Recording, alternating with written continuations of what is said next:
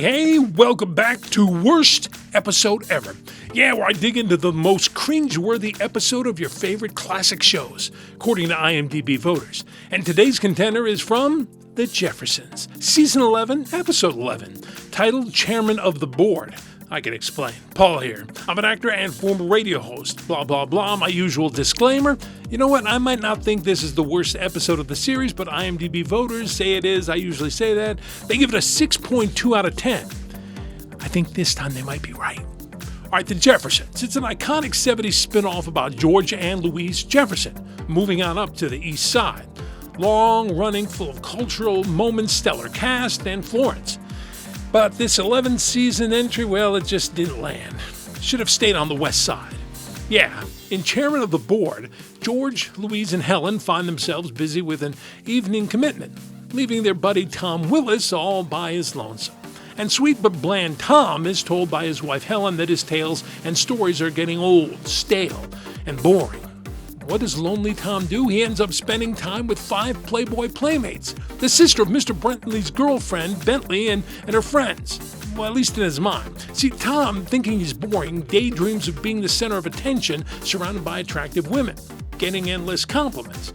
It's basically a fantasy sequence full of bedroom set banter and Tom basking in the glow of admiration. In the end, well, the fantasy fades and Tom is left to come back to the real world. Quiet apartment. No glamour, no applause, just daily monotony all over again. Yeah. All right, before I take a look at closer look at these girls, please hit the notification bell, smash like, and stay tuned. I got more worst ever gems coming.